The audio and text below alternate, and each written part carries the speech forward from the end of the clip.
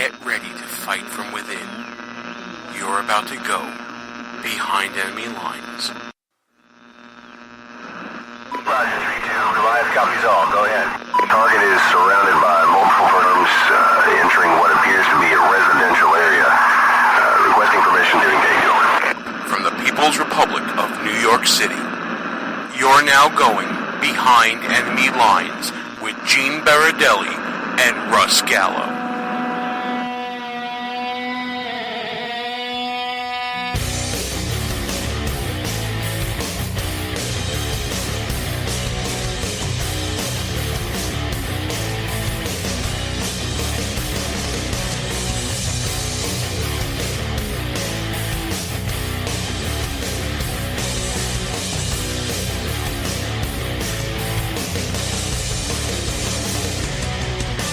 And you're now behind enemy lines. Hey there, how you doing, America? Gene Baradelli here with you. Russ Gallo is working this week, so I'm flying solo. And man, what a week for Russ to miss. For those of you who don't know, we're taping this week our debut show on Red Nation Rising Radio. Of course, we're thrilled to be a part of the Red Nation Rising family. And man, oh man, I wish I could be more pumped tonight talking to you. I thought I would be, coming off the 4th of July, coming off the debut of Red Nation Rising Radio.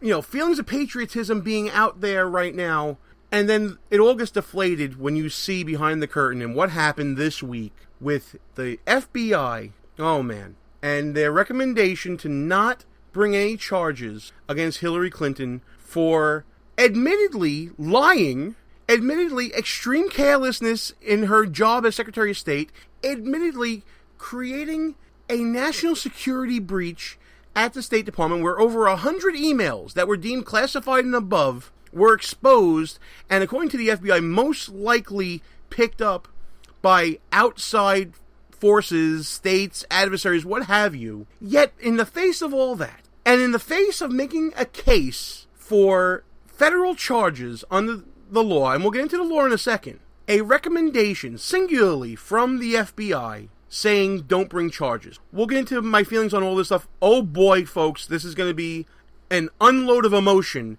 an unload of just anger at what I'm seeing, the intellectual dishonesty, the insult to our intelligence, all that and more coming up. We're going to be joined by Dan Gaynor from Newsbusters. We're going to talk about what happened this week with the Hillary and the emails and the FBI recommendation and all that. We're also going to play an interview that we did at the Federation for American Immigration Reform Hold Their Feet to the Fire event that we talked about, with political editor of Breitbart, Neil Monroe, talking about the psyche of the Obama administration and President Obama himself and how they're able to get away with this crap, as well as an interview that we did with Chris Farrell from Judicial Watch, where he predicted this was going to happen.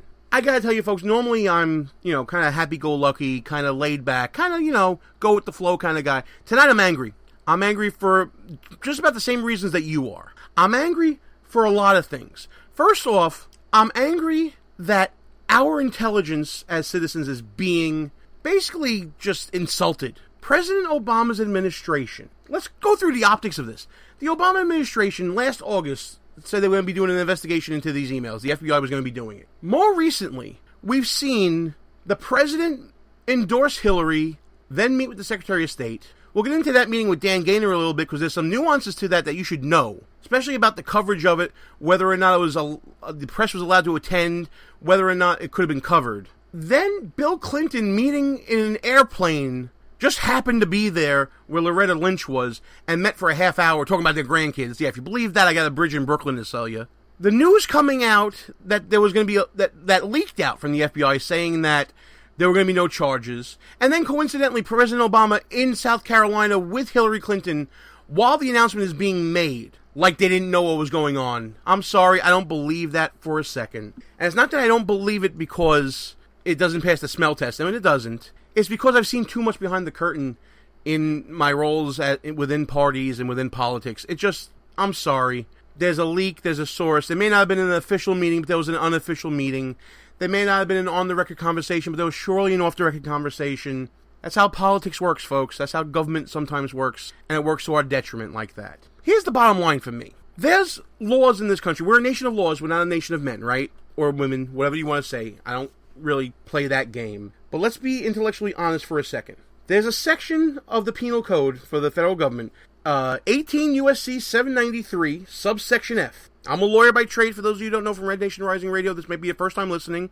I'm actually an attorney by trade. I kind of know this stuff a little bit. But that section states, whoever being entrusted with or handling lawful possession or control of any document, and among those listed being relating to the national defense, 1, through gross negligence, permits the same to be removed from his proper place of custody or delivered to anyone in violation of his trust, or to be stolen, lost, abstracted, or destroyed. And there's another section after that that talks about illegally removing from his proper place and failing to report such loss to a superior officer, shall be fined under this title or imprisoned not more than 10 years or both. Director Comey laid it out. There's what we call a prima facie case. It meets the elements of the statute. When Director Comey says extremely careless in describing the handling of classified information, over 100 classified or higher emails, when the director says that, it is like saying gross negligence. For those of you who don't know what negligence is,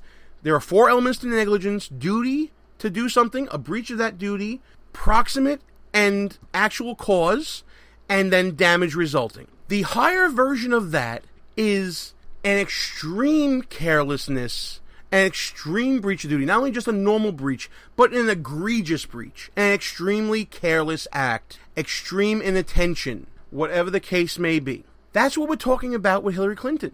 Extreme carelessness is arguably gross negligence. Now, you can quibble over words all day long, but I guarantee you most reasonable attorneys will tell you the same. We have the information being removed from secure places within the State Department. Make no mistake, the elements are there to fulfill that section of the law. So instead of allowing a jury to decide the facts and have it laid out in public to bear, the FBI decides, based upon its own investigation, that they're going to recommend no charges be brought against Hillary Clinton for these acts, which he outlined to be within the statute of a criminal offense. You can't make this up, folks. Listen, you can put the tinfoil hat on as much as you want about who knew what and where, and listen, I tend to believe that, but I also believe what came out of Director Comey's mouth when he says this was handled poorly, that there was over 100 emails that were classified and above that got out into the public domain, and possibly, or as he likes to put it, most likely, into the hands of our enemies. Listen, it's all there. And the fact that we're allowing a government department head to make a determination on criminality and not putting it to a jury of Hillary's peers, it not only speaks to cronyism, it speaks to inequitable administration of justice. One set of rules for Hillary and one set of rules for us schlubs out there trying to make it in the world. And that's what's the most galling thing. Imagine you're a drunk driver. You don't intend to harm anybody, but you still break the law and you hit someone, and God forbid something happens to them where they're injured or killed. Can you get away with saying, well, I didn't intend to do anything wrong, and you shouldn't charge me therefore? Hell no! Let's not even take that extreme example. Let's take a normal, everyday example. You park in the wrong spot. You're speeding down the street. You don't intend to do it. It happens. Can you say, oh, I didn't intend to do that? I shouldn't be charged with anything? No, because the rules apply to you. But apparently they don't apply to Hillary Clinton. It's not the action of the emails. The action of the emails is one thing in and of itself. It's monumentally stupid, it's incompetent, and it reeks of lazy government. That's clear. Listen, if Hillary Clinton was going to apply for an entry-level job right now at the Department of State, given this information that we know about her, I would have her clearance revoked, I would have her fired, and that would be that. And if she was trying to enter into the job, like I originally said in the example, she wouldn't be nowhere near getting a job there. But yet she's going to get the highest clearance in the world and wants to be the leader of the free world? Come on! I can't believe that we're allowing this to happen. And by we, I mean the people who are going to be going to vote later on. There's a whole group of people out there that are saying never Trump, and there's a whole group of people out there saying never Hillary. Well, right now, folks, there's only one who, in my opinion, has committed criminal acts while in office. And if your hatred from one allows the criminal to get in, the lying criminal to get into office, where are your conservative principles then? Listen, I'm not never Trump, I'm not never Hillary. I'm for being intellectually honest as much as we can. I think everyone needs to rethink their position, whether you're never Hillary, never Trump, and reevaluate where you are. If you're never Hillary, I think you're entrenched now. But man, oh man, this is just the absolute worst you ever want to see in government. The optics of corruption and insider baseball, plus the intellectual dishonesty of this decision of a bureaucracy that is robbing the people of their opportunity to administer justice, is absolutely appalling. We're going to take a break. When we come back, we're going to have Dan Gaynor talk about this with me as well. Then later on, we're going to have Chris Farrell from Judicial Watch talking about their investigation into Hillary, what they're finding, and of course, our interview with Neil Monroe from Breitbart, just about the overall psychology of the Obama administration and how they handle these things. Gene Baradelli, Behind Enemy Lines. I'll be back right after these brief words. If you're a long-time listener of the show, or maybe this is your first time listening, you can probably tell that me and the gang here, we like to have our share of fun, whether it's on or off the air. We talk about 2-drink minimum radio and no medication Wednesdays or whatever day it may be. That's why when we found the people at Less Government, More Fun, we knew it was a match made in heaven with this show. Folks, we live in a time where government is out of hand. Our founding fathers did not intend government to be all-consuming in all parts of our lives. That's why we are telling you to go to lessgovmorefun.com, check out the website, check out the swag. What the people want is less government, more fun. Pass it on, make it happen. This is Donna Felicia. And I'm Don Newen.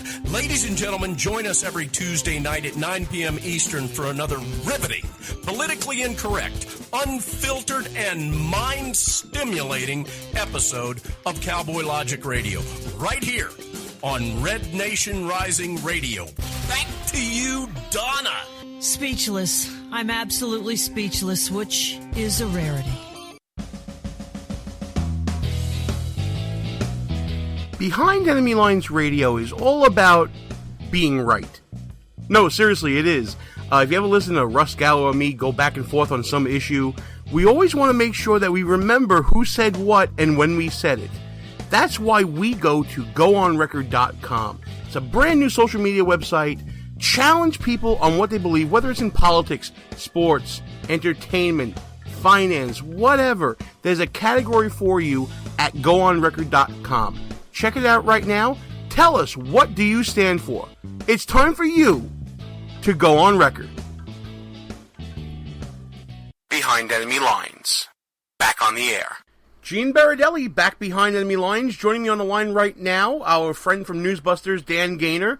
Dan, anything happened in the news this week? No, I think it's really been a dull news week. You know, I mean, it's not like one of those weeks where you might have the FBI director come out and, admit that one of the candidates has done things that anyone else would go to jail for the rest of all time for, but they're not, they're recommending not be charged. And, for the American media to kind of, it's sort of a victory for her. And oh my goodness. Of course it must be like living in Venezuela right now. In the words of Homer Simpson, just in case you didn't know, we're being sarcastic. Yeah. Oh man, this whole announcement by FBI Director Comey regarding the investigation to Hillary Clinton's email servers, plural now. And did you like how that news came out? Yeah, it was great. It was like, by the way, it was more than one server, more than one phone, and all that. The best part was, I didn't send any classified information. And, of course, the network's admitting that it turns out she sent 113 classified messages, 8 of them top secret. And then many more that should have been classified or were upclassed. But 113, 14 of the 15 minutes of what Comey said, no one should survive being in public view, much less public office. It's certainly, experts have already raised some very credible questions about whether she should have access to classified information, whether she is legally allowed to have access. If she were to apply for an entry-level job at the State Department tomorrow, she would have to be disqualified because of her handling of confidential information, that all her privileges should be revoked if she was an entry-level employee. Isn't that fair to say? Oh yeah, that's an understatement, I think. And you look at this has been emboldened by decades of glorious adoration from the major media who desperately wanted to see her become president, frankly, in 2008, and the only reason they threw her over for Barack Obama is they loved him even more. It wasn't that they didn't like Hillary, not that people like Hillary all that much, but they like what Hillary stands for. To modern liberals, Bill Clinton is an idol. It doesn't matter that he screwed around as much as JFK or more. It doesn't matter that, if there had been a Republican in office, they would have wanted him charged with sexual harassment. It doesn't matter that. And Hillary, it doesn't matter that, to journalists, that she basically covered for Bill, that she did everything she could to destroy any woman who accused him of anything. It doesn't matter. I have never seen this in modern time in America. I'm not sure it has ever happened in American history. But this is an election that journalists are so mischaracterizing because this is an election about power. It has nothing to do with principle anymore. That whole, if you're a liberal and you want to see this position happen, you're conservative, you want to see that position, all out the window. Everyone I know, and left and right.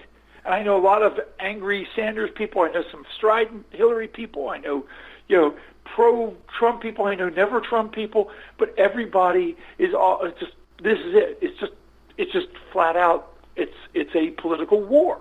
And it's like journalists are so slow to pick up things. You almost wonder, do they live in the real world? Truth is, they don't. What's nuts is it felt like there was a build-up there by Comey, by use of his language in terms of art, like extremely careless or extreme carelessness, whatever the quote was, and everything was fitting into place to federal law. But then he decides, based on the information that he has, he makes the singular decision on his own to not recommend charges. This is a typical liberal tactic, right? They're substituting his own personal judgment for the judgment that should be reserved to the people. What should happen here, and correct me if I'm wrong, what should happen here is this should go before a jury, and a jury should decide whether this was so reckless, so grossly negligent, and whether or not there has been a crime committed. Where does he get off giving his opinion and substituting it for ours? Well, you're missing the timeline here, and the timeline points to only one. Oh, the timeline. Let's go into the timeline, because that's even more infuriating right now. The timeline is that the discredited and disbarred ex-president of the United States met with the Attorney General's office that was investigating this, and met with it and expected to get away without anybody knowing about it. How did they do that? Because they knew the national press, who followed both of the two of the most prominent people on the planet, they knew the national press would not report it.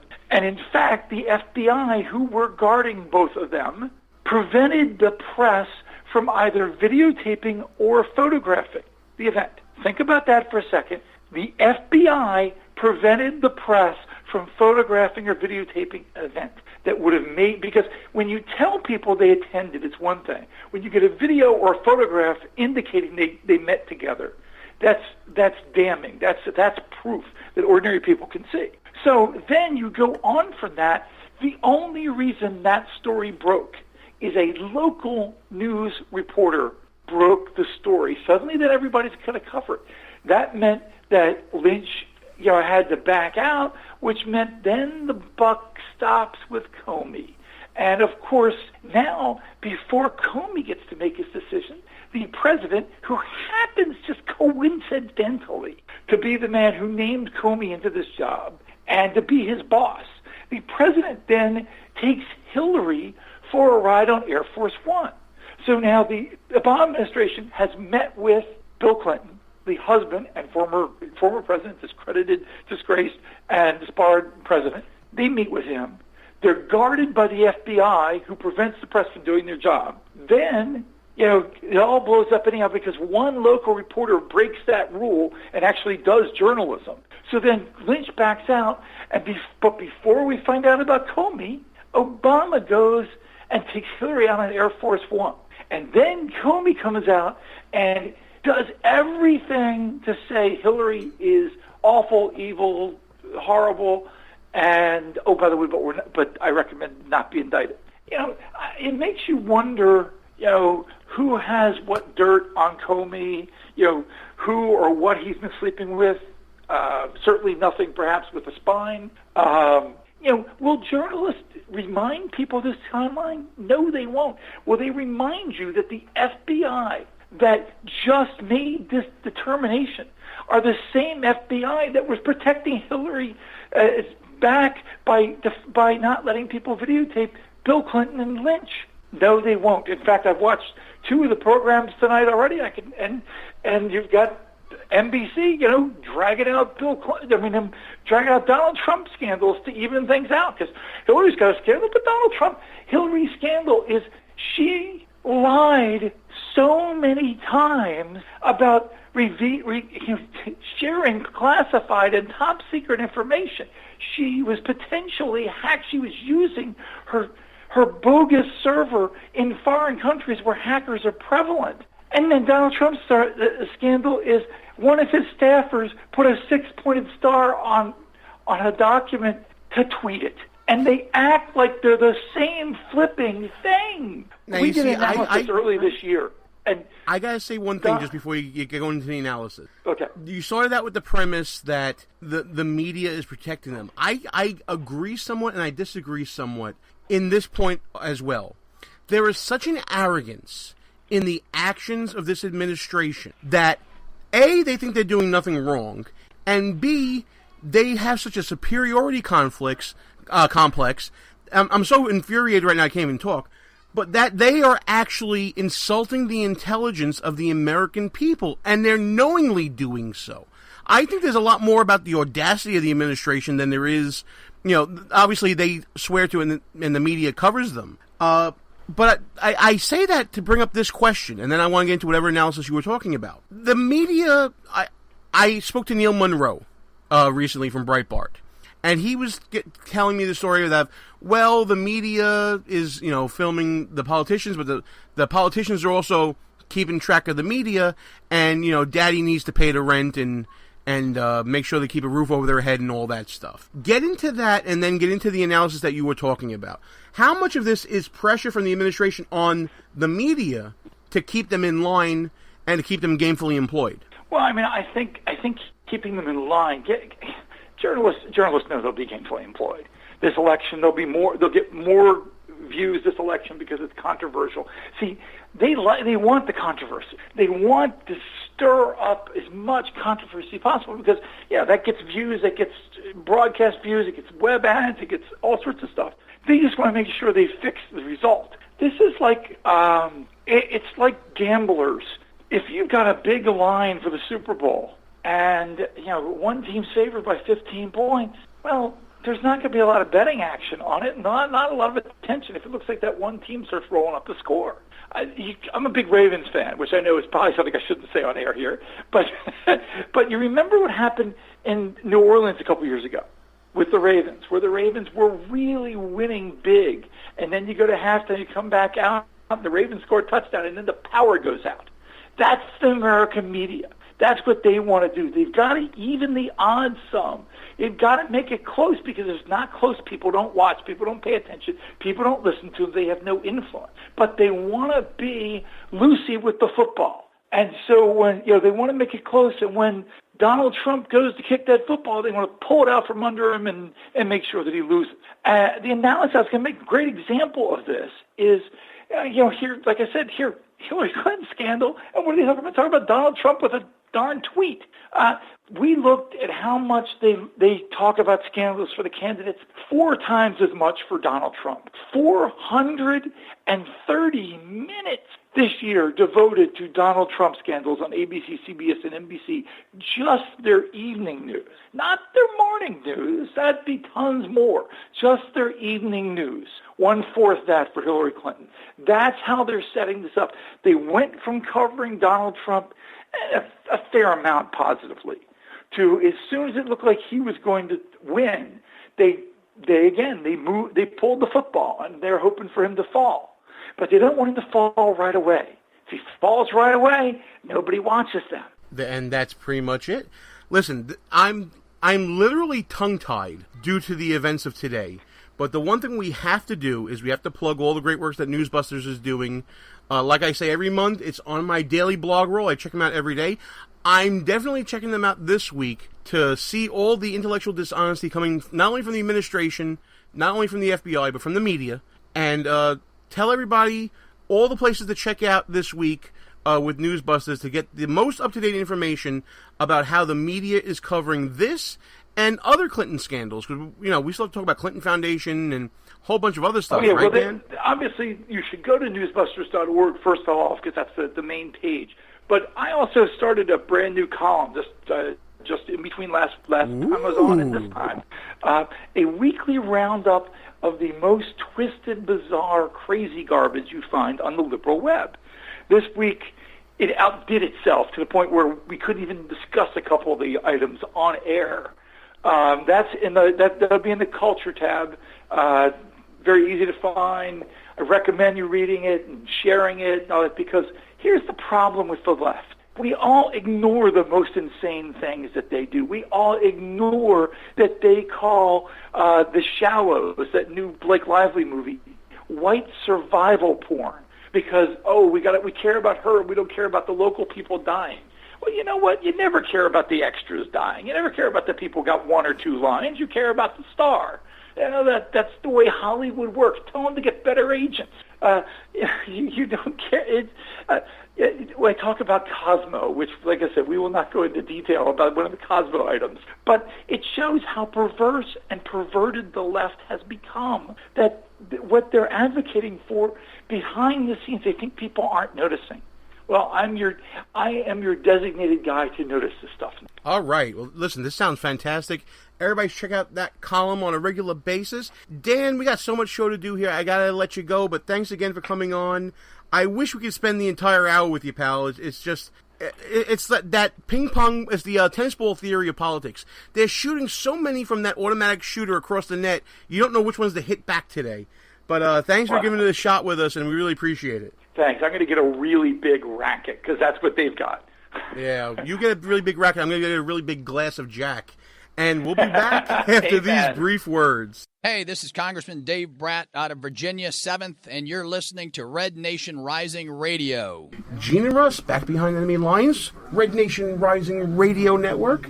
And we're joined now by the Director of Investigations and Research for Judicial Watch, Chris Farrell. Sir, thanks for coming on the show. Great to be on with you. And like I said to Russ, this is where I get to have some fun now, because we get to get legal wonky on the show. Russ is not liking this at all. I can see the smile. You can see.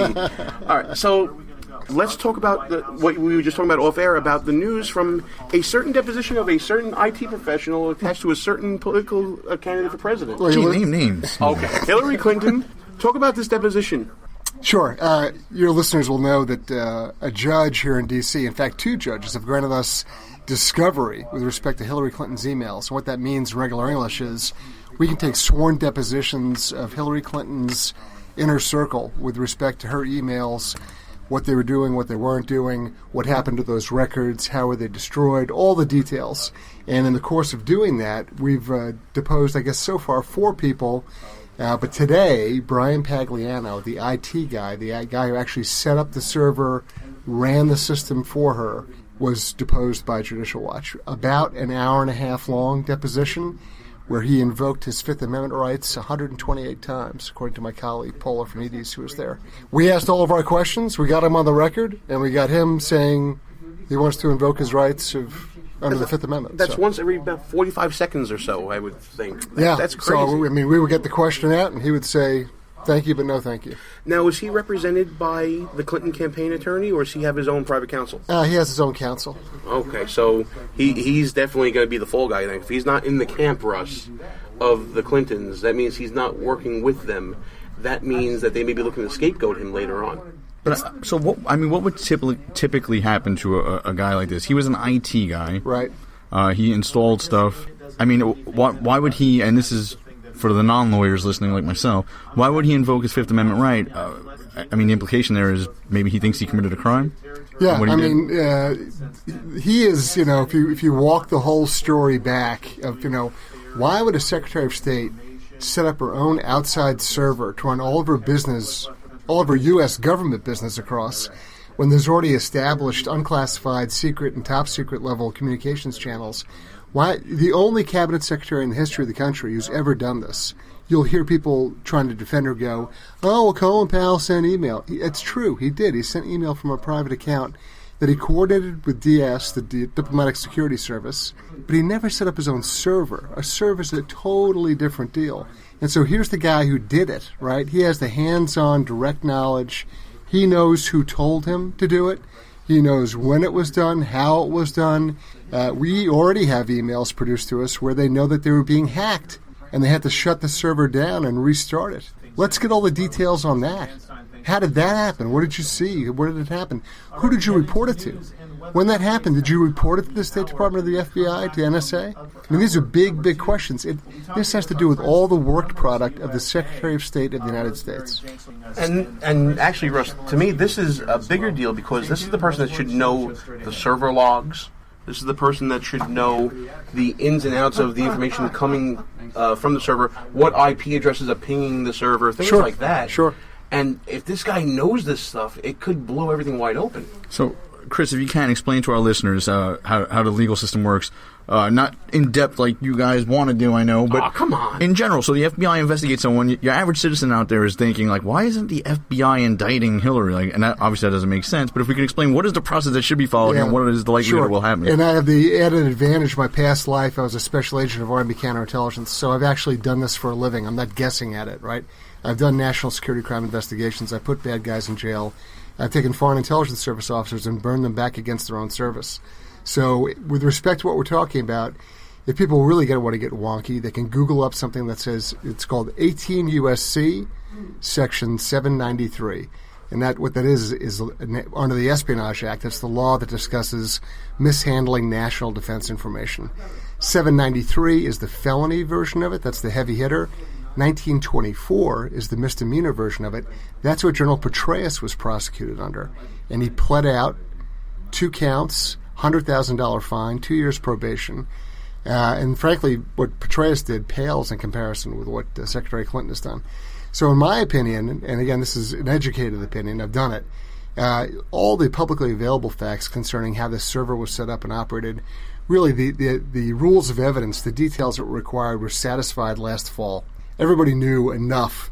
There was even an Inspector General of the Intelligence Community finding where the IG said 22 top secret emails went across that server. That's a legal conclusion by an Inspector General, right? You're pretty much done. If you want to press, you can go forward at that. What I think is happening, and this is just speculation, but I think it's pretty well founded. I think the Justice Department, the FBI, not so much Justice, probably the FBI more, is looking at a larger public corruption question. They want to tie together all this traffic across her server, the emails, plus Clinton Foundation operations, plus official government acts that she may or may not have taken, and walk that back to contributions to the foundation, speaking fees for Bill, and then you have a much larger web of really public corruption. That's the only excuse I can come up with, because the straight-up national security crime, that was done, finished last fall. And the case has been moving at a glacial pace so far. Yeah, I mean, but what are they waiting for? Inauguration Day to, Yeah, I mean, this is the hard part, right? I'm like the 0.1% of the world who doesn't think Comey's a great guy. I know a lot of people think he's wonderful and he's honest and he's tremendous. But even if Comey was a saint, right, and he was doing the right thing, he has to go to Loretta Lynch and ask her to impanel a grand jury, right? to hear evidence, to draw a conclusion that there's sufficient grounds. And, of course, grand jury, the level's low, right? It just has to be reasonable that, you know what, there's enough open questions here. There probably should be a trial to find out what the facts are. And, I don't think Loretta Lynch is prepared to do that. I think if Comey walked in and said, we've built a case, here it is, I think she'd say, well, thank you for your important information. I'll take that under advisement. And that would be the end of it. One more, Gene. I'm sorry. No. I know this was going to be your wheelhouse this here. Was my moment. She's taking This over. was my moment. Chris, I see that you have a background as a military intelligence officer with the Army, Hua, by the way.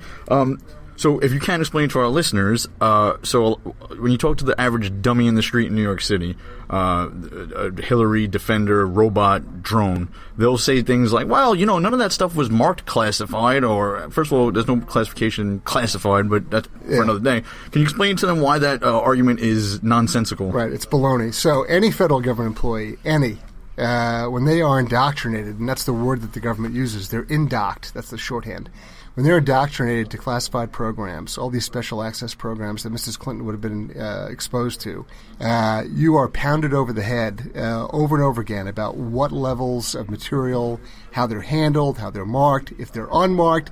If you have a reason to believe that the stuff you're looking at might be classified, you have not, gee, it would be nice. No, you have an affirmative obligation to guard the material as though it were.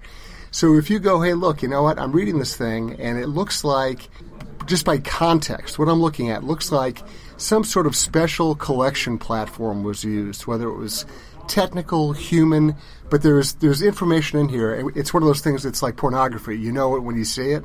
When you read this kind of thing and you go, whoa, where did this come from? How did we know this level of detail? It sets an alarm off. That is the threshold for your obligation to protect it that way.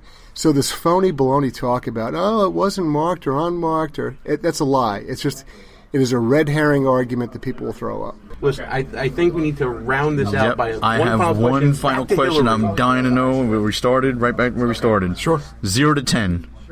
How likely is an indictment before the an election this year? There's argument in my office over it. My colleague Tom Fitton, our president, and I go back and forth regularly. I say 0. Wow. And the reason I say that is because just ask yourself how those IRS prosecutions are going. How's Lois Lerner's conviction? Oh, wait a minute. That never happened, right?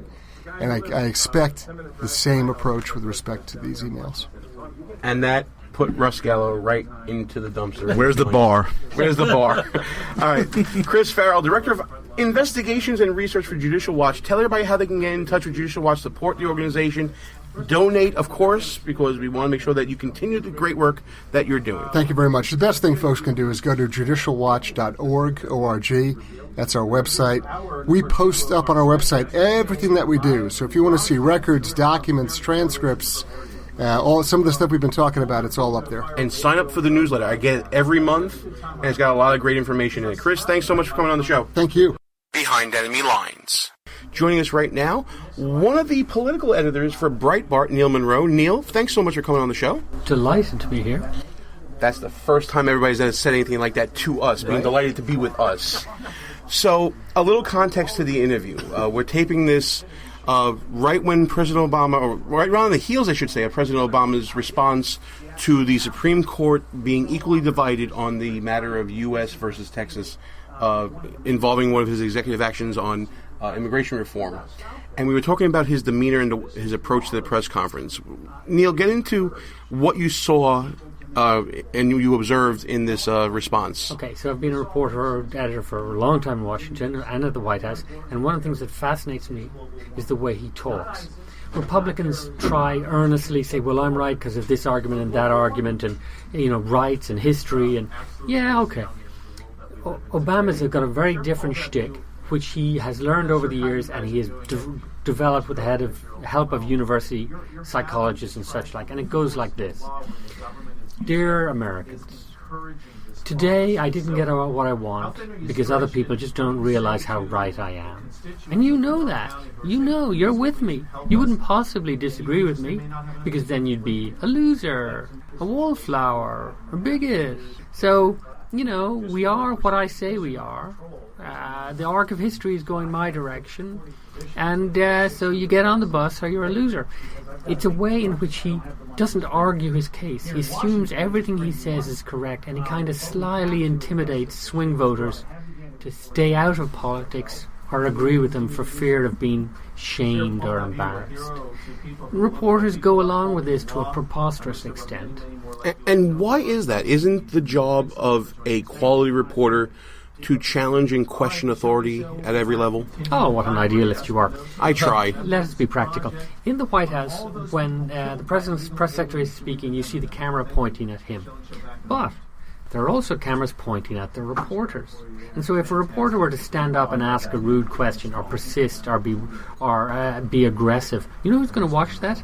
That reporter's editors and their friends and their advertisers and colleagues and business guys. And so any reporter who gets out of line in this highly videotaped, monitored, interneted world, all his friends know about it. And maybe he won't get he certainly won't get the presidential interview, but he'll get a lot of criticism from his boss for messing up their coverage, for causing complaints, and for generally messing things up, and for embarrassing the editor to his friends. And so reporters need the money. Baby needs shoes, college needs bills, got to be paid, and those student loans don't pay themselves back. Right, and so basically they don't make a big fight over it. There's very few journalists who have the skills and nerve to do it. I've seen Jake Tapper argue 5 minutes with the press secretary in the White House, go back and forth, toe to toe. It's great, very impressive. So Ed Henry at Fox can do it, but Neil Monroe can do it and did do it at a presidential press conference. Yeah, but that was a very clumsy way. I wasn't ready for it, and nobody heard the audio. And the question I asked at that Rose Garden press conference was, why do you prefer foreign workers to American workers? That's the underlying question, which the media don't ask. But it is also true that reporters don't... Once a senior reporter at the White House came up to me and said, Neil, can you keep asking those questions and shouting questions, because it generates more stuff for us, and we can't ask those questions because it's just makes life too difficult for us.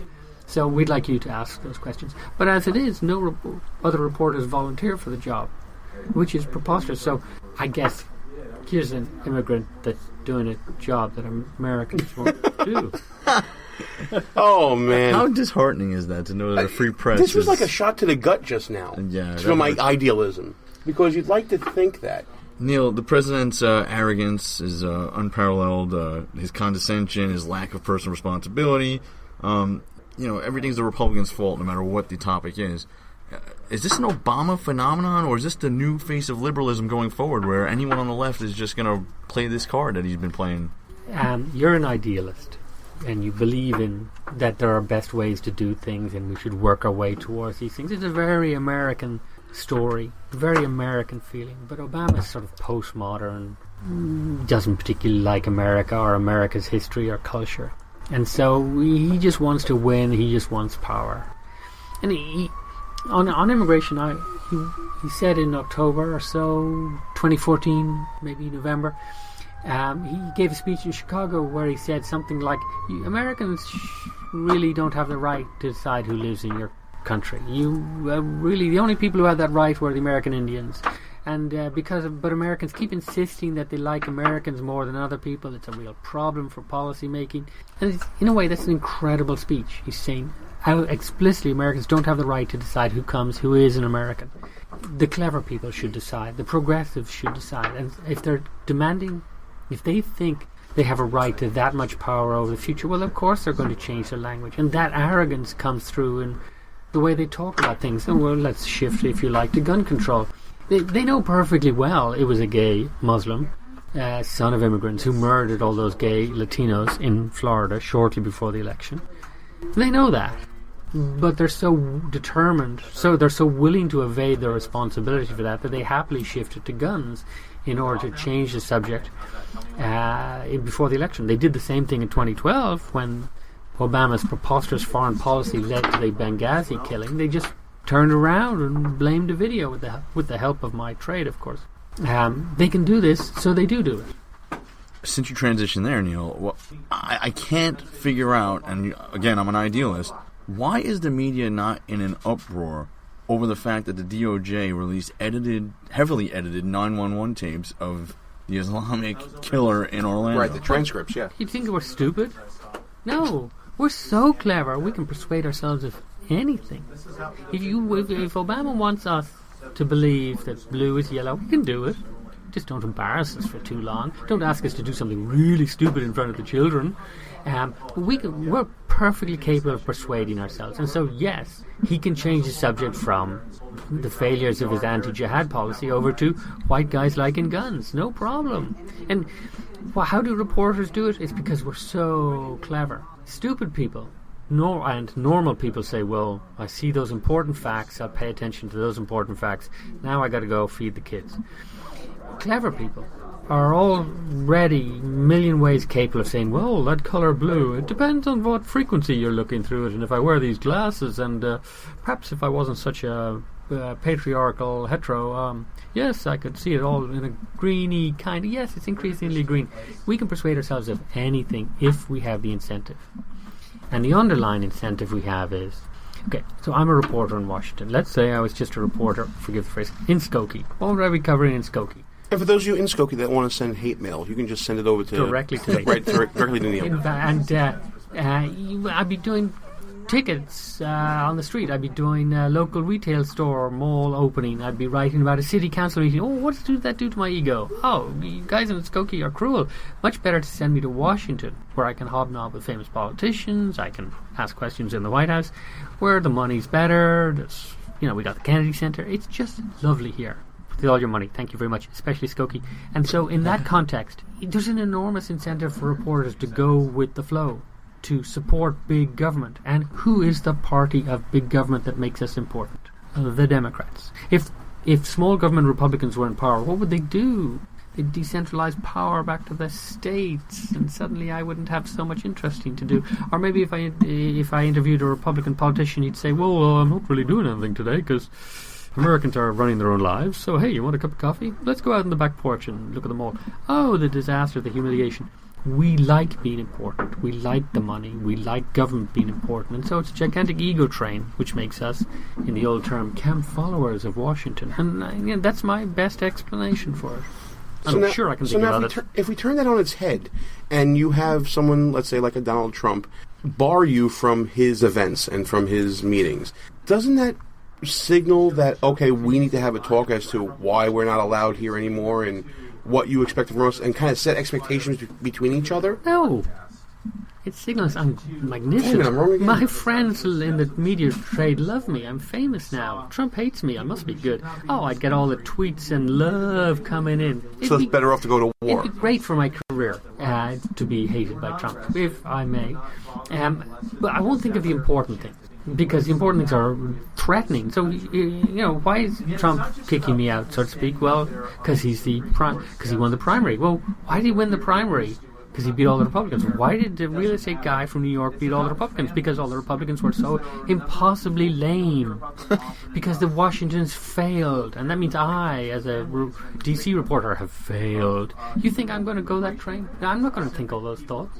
So I'm not even going to imagine those thoughts. And I'm just going to bathe in the warm congratulations from my progressive media friends that Trump doesn't like me. So there's an incentive to hate Trump, like there's an incentive to hate Reagan.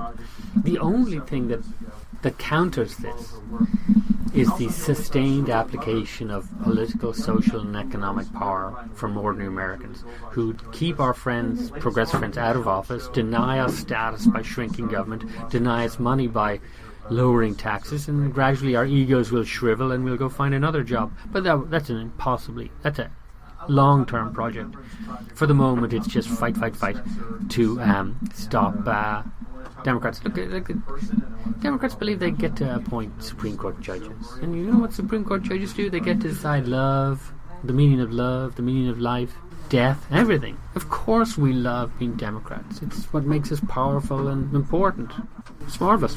I have not signed up with that team. So would you say there's more of less of a government media complex and more of a Democrat media complex? Yeah. But the Democrats are the party of government, at least formally and ideologically. In practice, the Republicans are rarely willing to undergo the political and social pain to fight against government as a sort of political force.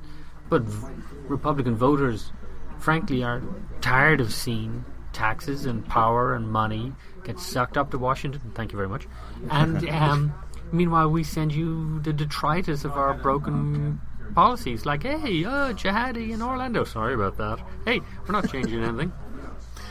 I can listen to Neil all day. Me too. Neil, tell everybody, of course, one of the political editors at Breitbart. We can always find you there. On social media, where can we find you?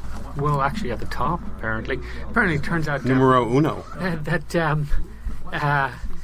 Breitbart is apparently the world's #1 political website on social media, Facebook and Twitter and such. Like, wow, how did that happen? I guess because we write stuff that's useful to ordinary Americans. Like, when I write about immigration, I put in numbers. Does everyone understand out there that under immigration law, 4 million Americans turn 18 every year? Your brothers, your sons, your cousins, the kid down the road. And we bring in 1 million foreign workers a year. So that's 4 to 1, 20%. 1 in 5 is foreign. Of course that drives down wages. Of course it makes it harder for your kids to get good jobs. We know all this. We in Washington know it. We don't tell you. You want to know about transgender policy? What's the goal in the bathroom fight? The goal of the transgender guys is not merely to get in the bathroom. It's to destroy the idea of the two sexes. We are used to a society and laws based on man and woman, boy and girl. But we want to destroy that. So there's man, kind of woman, maybe-ish man, a bit of womanish. And once we destroy the distinction between male and female, then we in Washington can write new rules to repair all the damage. Woohoo! Wow. I'm going to leave here a little more depressed, but definitely a little more rejuvenated to keep doing what we do here, Russ. Neil, listen, thanks so much for giving us this perspective. It truly is enlightening for me. I think I saw Russ's head bob more during this interview than any other interview, because this is everything you say. It's amazing. Neil, thanks so much. Final thought time here on the show. I want to thank Neil Monroe from Breitbart. I want to thank Dan Gaynor, our pal, going behind enemy headlines with us this week once again. And I want to thank Chris Farrell. Chris having the prediction 2 weeks before this week that Hillary would get off scot-free. I didn't want to believe it, but it happened. So listen, for my final thought, I want to end on a positive note. It's going to be really hard to do, but I'm going to try. And here's the positive note. I know it's hard out there when you're conservative, especially when you're behind enemy lines like we are here in the People's Republic of New York City, outnumbered 8 Democrats to 1. I know it's tough out there to keep your chin up in the face of all this news and seeing the hypocrisy in the media and seeing the unequal treatment of those who are insiders in the political system, and to see that there's one rule for them and a different rule for all us schlubs out there trying to make it. I get it, it's hard. But you gotta be out there fighting, man. You gotta keep out there, you gotta keep believing. And the reason why you need to do that is because, although Neil Monroe says that this is the way things are, he also gave us the hope at the end of his interview that, yes, you're up against a party ideology that thinks that they are intellectually superior, that think that they have the moral high ground, that they're the party of feelings and hope and change and all this stuff, and they think that the arc of history is on their side. I say, damn all that. There's so much you can do out in your own community to build up this conservative movement. Start engaging with people, no matter what their political ideology is. Do it respectfully, do it the right way, engage them in discussion. When you bring facts into a discussion, people respond. I've seen it many times in my own personal experiences in politics. Just stay out there, keep working, keep thinking, keep believing, and keep listening to Red Nation Rising Radio. Folks, I want to thank you for listening. Thank all my guests for coming on. Next week, we do it all again. But for now, from the People's Republic of New York City, we are out of here. Good night, folks. Our position has been compromised. It's time to roll out. Report for debriefing at www.behindenemylinesradio.us and look for regular communications via Facebook and Twitter at BEL_radio. You are the resistance. Behind Enemy Lines. A Rock Radio production. Copyright 2016. Back in 7 days. Out.